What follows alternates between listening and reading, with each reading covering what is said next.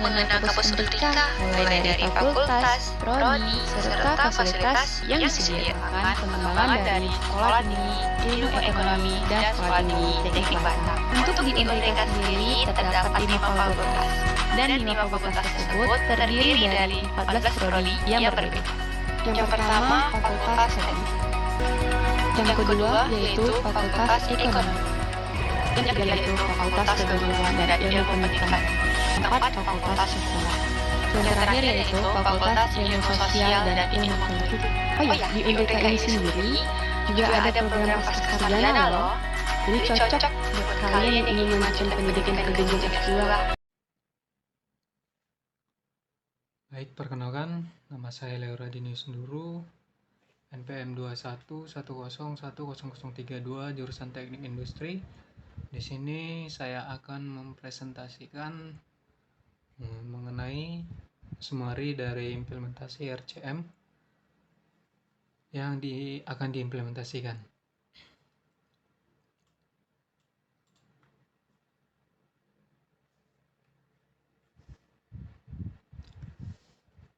RCM itu singkatan dari Reliability Centered Maintenance.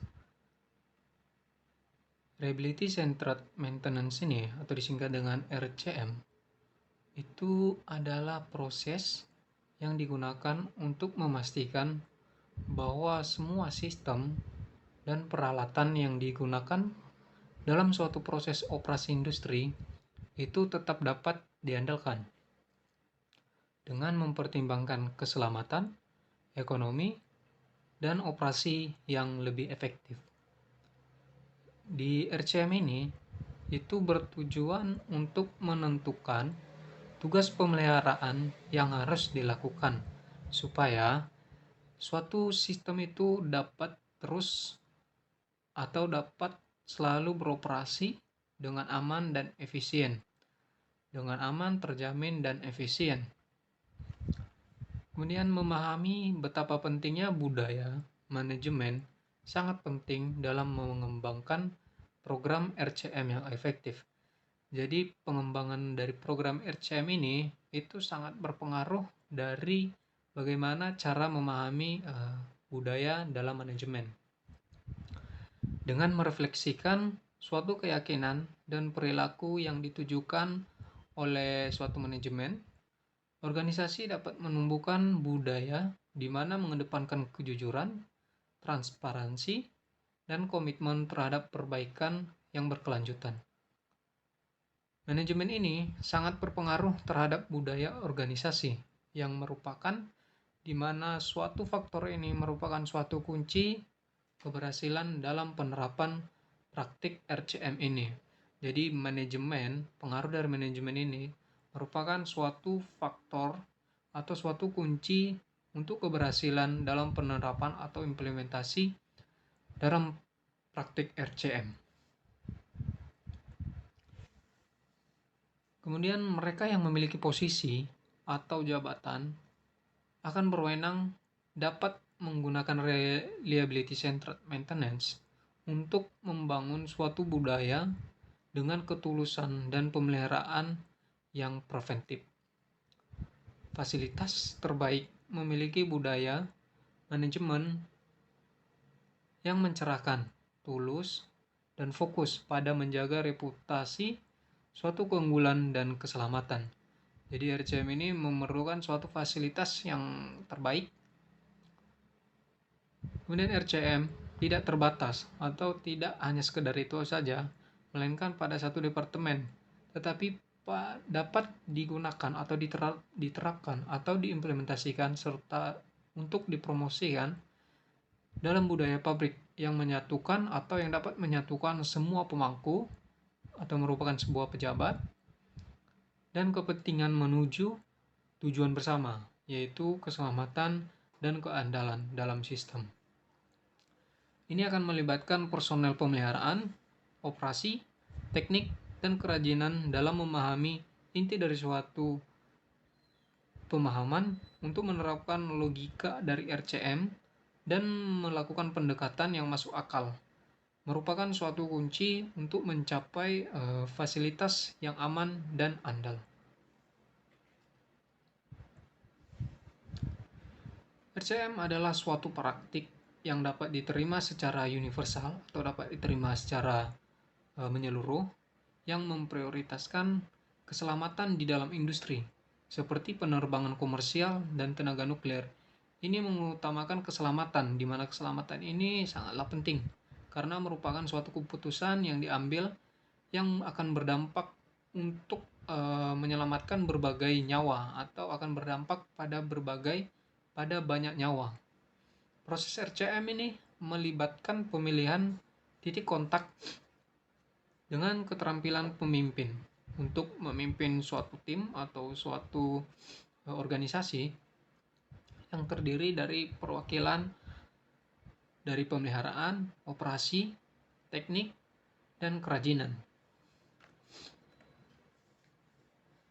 Kemudian alasan dari kegagalan dalam proses Reliability Centered Maintenance atau disingkat RCM. Alasannya ini akan menekankan kendala. Bagaimana kendala tersebut harus dihindari, seperti mengandalkan konsultan mahal yang memiliki pengetahuan lebih dibandingkan dengan pengetahuan dalam suatu tim. Memahami konsep-konsep utama seperti kegagalan tersembunyi, komponen penting, dan analisis kegagalan yang sangat penting untuk keberhasilan implementasi RCM. Tak hanya itu, suatu konsultan itu juga harus dapat memahami suatu konsep-konsep atau bahkan suatu kegagalan yang sulit terdeteksi atau tersembunyi. Kemudian mendefinisikan kriteria keandalan aset. Nah, ini merupakan suatu langkah penting dalam proses implementasi RCM, di mana setiap pabrik atau semua pabrik itu akan menetapkan standar keandalannya sendiri. Jadi mereka akan menetapkan standar-standar mereka sendiri dengan keandalan mereka sendiri. Kemudian dengan memahami konsep dasar RCM ini dan menerapkannya secara efektif, maka organisasi dapat secara proaktif mengatasi kerentanan dan mencegah konsekuensi kegagalan yang tidak diinginkan. Kemudian di sini ada kriteria dari keandalan aset tadi. Itu bertujuan untuk menjaga keandalan dari fasilitas yang kita miliki. Itu untuk menetapkan kriteria keandalan aset yang jelas merupakan hal yang sangat penting. Nah, kriteria ini menjadi suatu landasan seluruh logika RCM dan ditujukan untuk mencegah suatu kejadian yang tidak diinginkan atau suatu kejadian yang akan berdampak negatif atau hal-hal yang tidak akan diharapkan. Maka strategi program pemeliharaan preventif itu dirancang untuk bertahan dari kejadian yang tidak diinginkan dengan mengeksplorasi konsekuensi kegagalan peralatan berdasarkan kriteria keandalan yang telah dipilih. Untuk kriteria keandalan aset mungkin dapat berbeda-beda, namun antara industri dan fasilitas. Namun keselamatan personel dan pabrik itu merupakan kriteria yang wajib bagi semua industri, atau bisa dikatakan kriteria keandalan aset ini merupakan suatu kriteria yang harus dilakukan atau yang wajib atau kriteria nomor 1 yang harus dilakukan untuk mencapai suatu keamanan dan keandalan dalam suatu pabrik. Kriteria lainnya itu berfokus pada menghindari suatu kejadian operasional tertentu yang tidak diinginkan yang diidentifikasi oleh suatu manajemen. Kemudian di sini ada analisis pohon logika COFA atau COFA. Pohon logika COFA ini adalah suatu langkah atau proses di mana proses yang mengidentifikasi semua komponen-komponen yang kritis berdasarkan konsekuensi kegagalan fungsional. Menganalisis setiap fungsi komponen dalam pohon logika COFA ini akan melibatkan berbagai penilaian konsekuensi kegagalan setiap fungsi. Analisis ini akan membantu dalam memahami dampak kegagalan komponen terhadap keandalan fasilitas secara keseluruhan.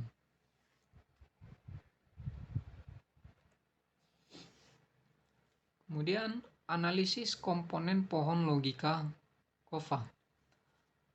Nah, dalam analisis ini, program pemeliharaan itu bertujuan untuk bagaimana menjaga fungsi dari komponen. Dengan COFA logic, tree menganalisis atau pohon COFA ini menganalisis dampak kegagalan dari fungsional tersebut. Nah, komponen penting itu akan diidentifikasi berdasarkan konsekuensinya dan dipandu dengan berbagai pertimbangan keselamatan dan operasional. Jika terdapat suatu komponen yang tidak dianggap kritis, maka komponen tersebut itu akan dinilai lebih lanjut dalam pedoman potensi kritis untuk menentukan potensi dampak kritis terhadap instalasi pabrik. Kemudian komponen yang tidak tergolong kritis kemudian akan dianalisis atau diproses dalam pedoman signifikan secara ekonomi untuk menilai implikasi dari nilai ekonominya.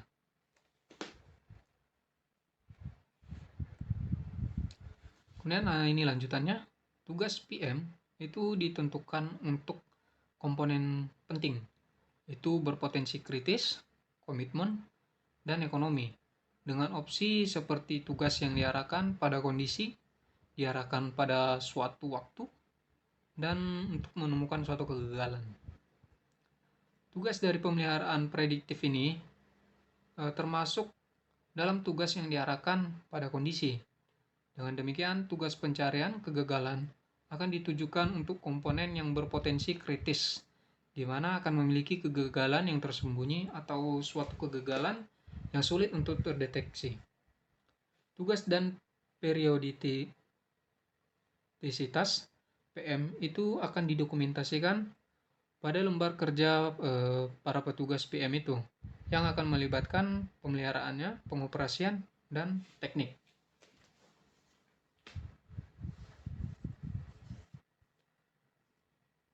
Kemudian menganalisis instrumen dalam pohon logik instrumen.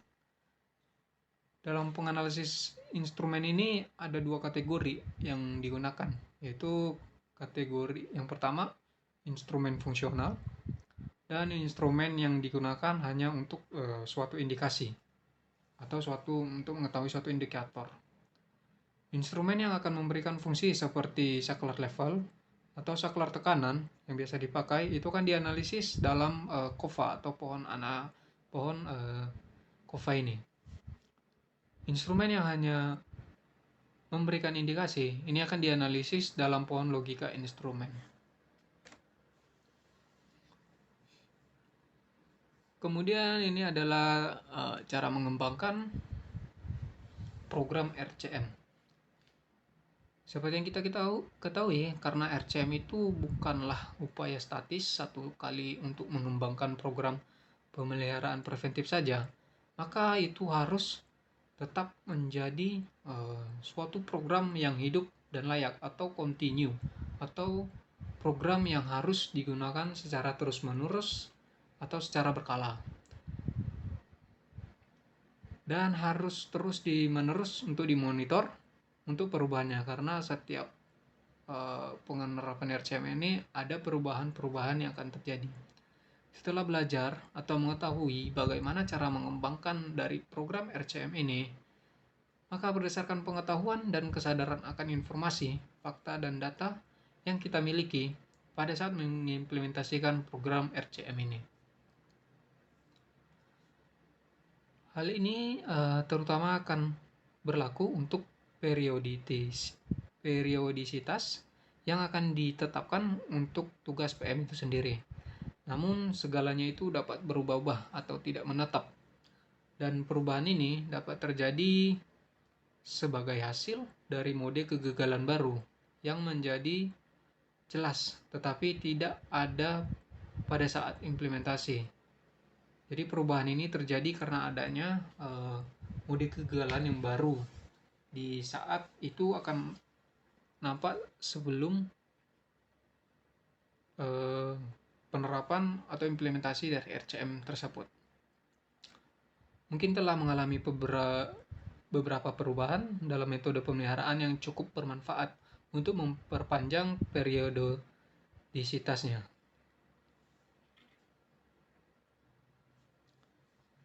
Sementara di sisi lain, beberapa perubahan dalam parameter peralatan mungkin telah mengakibatkan perlunya mengurangi periodisitas untuk menjaga kehandalannya. Nah, modifikasi pada pabrik itu biasanya modifikasi mode peralatan, perubahan dalam karakteristik operasi, teknologi PDM baru yang muncul setiap hari. Nah, semua ini akan berkontribusi pada kebutuhan untuk secara berkala meninjau dan memperbarui program pemeliharaan yang akan dilakukan. Program RCM ini terdiri juga dari banyak elemen atau dari beberapa elemen, di mana salah satunya yang paling signifikan adalah elemen umpan balik kerajinan. Ini adalah suatu elemen umpan balik dalam suatu tingkat kerajinan yang akan menggunakan suatu keahlian dan keterlibatan para personel atau petugas kerajinan untuk memberikan suatu wawasan tentang tugas mengenai PM yang telah ditetapkan atau yang telah diputuskan.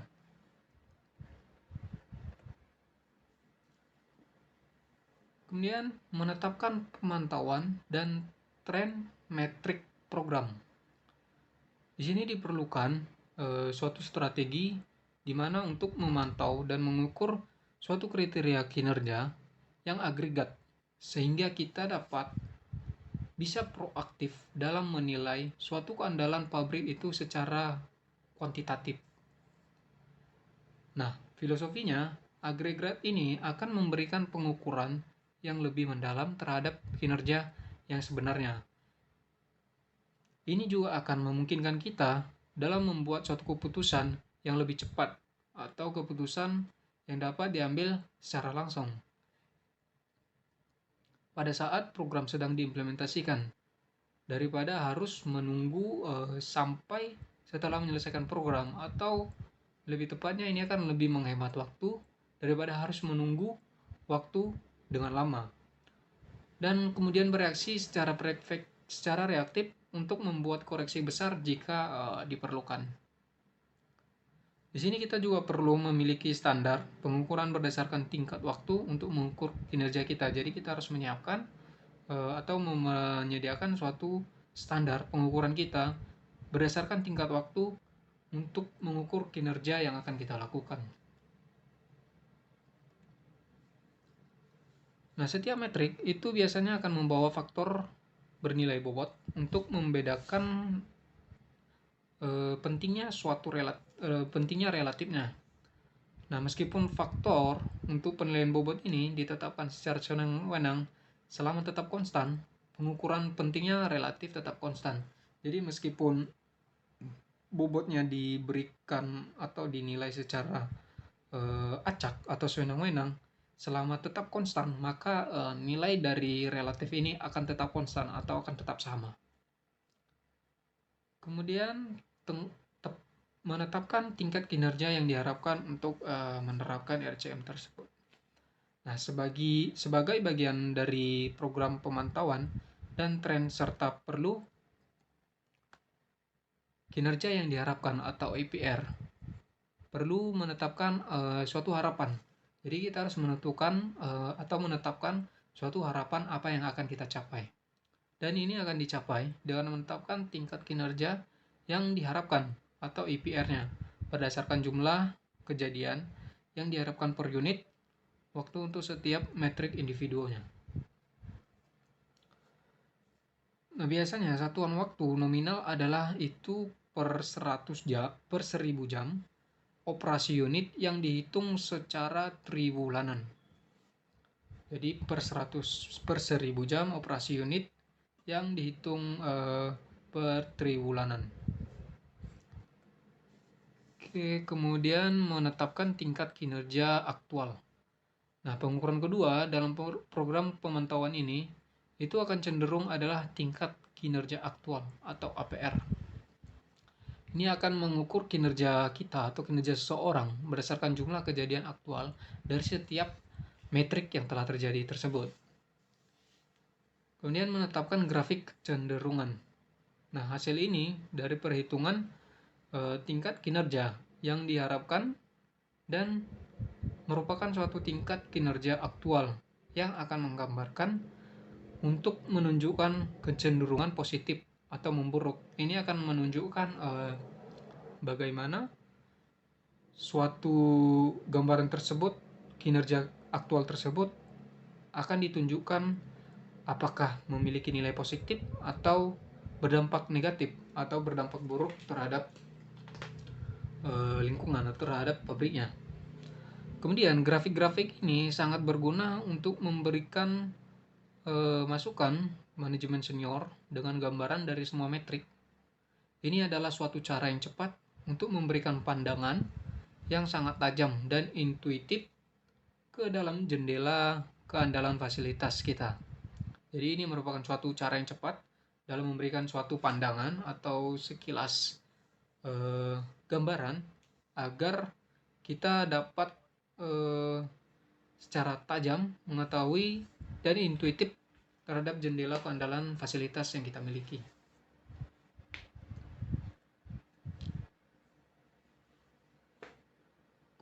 Kemudian di sini ada kemudian mempertahankan kewaspadaan dan keberlanjutan terhadap program RCM itu tadi.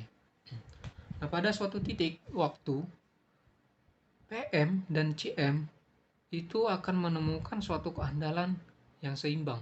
Jadi itu akan menemukan suatu keandalan yang imbang, di mana keandalan ini berada di titik tengah atau berimbang. Nah, ini adalah dikatakan di mana titik ini di mana mereka percaya bahwa mereka telah mencapai suatu nirwana keandalan atau keandalan dan mulai membiarkan fasilitas mereka mundur karena mereka berhenti waspada terhadap program pemeliharaan preventif mereka. Jadi karena adanya nilai preventif tersebut, para tim atau dalam organisasi itu mereka akan mulai hilang kepercayaan atau mulai bermalas-malasan karena mereka telah berpikir bahwa penerapan RCM ini akan selalu terjamin. Sementara padahal kita harus tetap waspada terhadap program pemeliharaan preventif ini karena kita harus melakukan pemeliharaan preventif secara berkala. Harus kita waspadai, harus kita tinjau, harus kita pantau terus. Nah, ini akan membutuhkan perhatian dan keterlibatan yang konstan. Ini perhatian yang tetap atau keterlibatan kita secara konstan, secara tetap untuk memperhatikan program RCM yang kita terapkan. Ketidakhadiran konsekuensi pabrik yang tidak diinginkan untuk pabrik yang matang berarti bahwa seorang telah melakukan suatu dengan benar. Nah, biasanya pada saat-saat kinerja puncak atau sudah mencapai tingkat atas, maka manajemen mencoba untuk mengubah proses dan mulai bereksperimen untuk mengurangi biaya lagi. Nah, jalan menuju keabadian atau kesuksesan kemudian menetapkan tingkat kinerja aktual. Untuk pengukuran kedua dalam program pemantauan dan kecenderungan itu adalah suatu tingkat kinerja aktual atau disebut dengan EPR. Ini akan mengukur kinerja Anda atau akan mengukur kinerja seseorang berdasarkan jumlah kejadian aktual dari setiap metrik yang terjadi. Kemudian menetapkan grafik kecenderungan.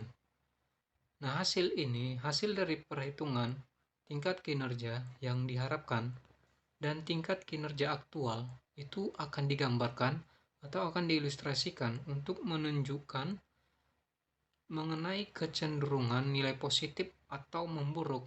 Artinya ini akan menunjukkan suatu kecenderungan yang berdampak nilai positif atau berdampak nilai negatif yang akan memburuk.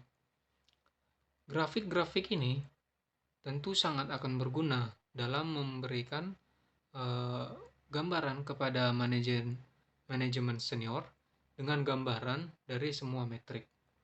Ini adalah suatu cara atau suatu metode yang cepat untuk memberikan pandangan atau memberikan wawasan atau ilustrasi yang sangat tajam untuk dapat dipahami dan intuitif ke dalam jendela keandalan fasilitas yang kita miliki.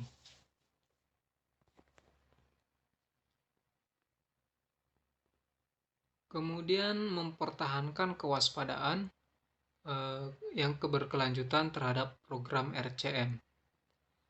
Nah, pada suatu titik waktu, PM dan CM akan menemukan suatu keadaan keseimbangan, di mana titik waktu ini adalah titik tengah, di mana ada suatu keseimbangan.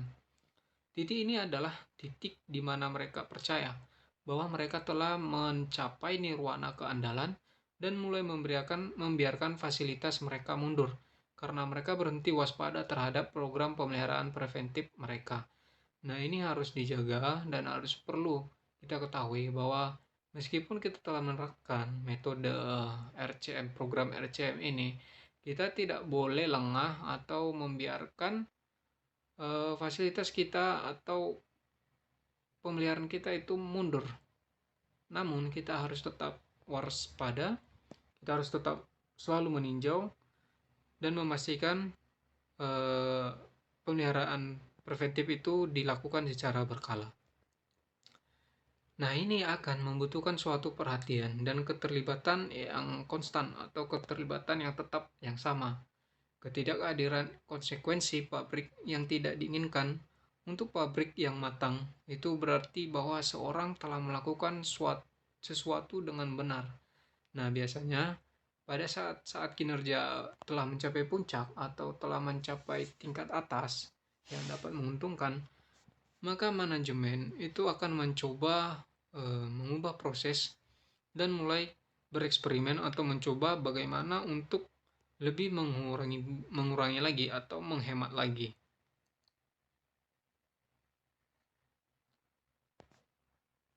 Maka jalan dari menuju keabadian keandalan atau jalan menuju kesuksesan dari penerapan keandalan tersebut ini lebih mungkin akan muncul ketika suatu tim atau organisasi manajemen baru tiba dan tugas pertama mereka yaitu adalah meningkatkan bottom line. Maka ketika seseorang akhirnya mencapai kinerja keandalan yang baik untuk pabrik, program pemeliharaan dapat menjadi kesempatan yang kaya bagi para angkutan perusahaan untuk mulai memotong biaya.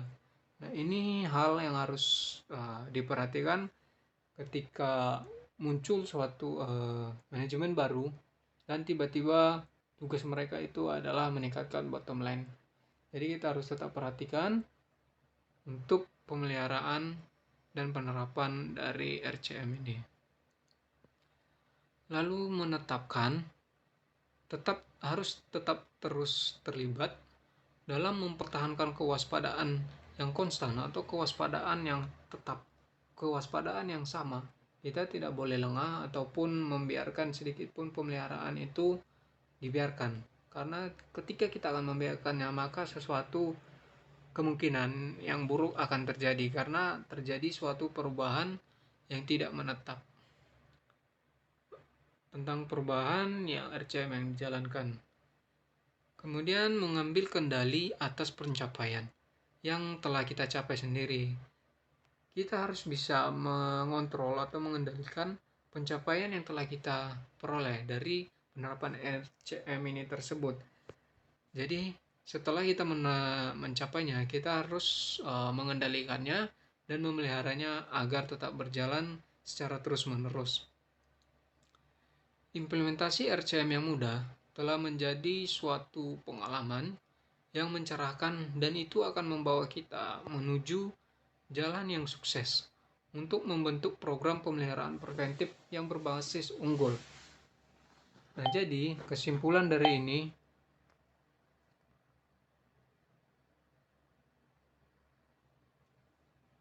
kita bisa mengetahui bahwa implementasi RCM ini akan dapat sangat mempengaruhi atau menjadi suatu jalan yang sukses bagi kita untuk menerapkannya di suatu industri. Menerapkan implementasi HCM ini harus membutuhkan kewaspadaan, ketelitian, dan kekonsistenan.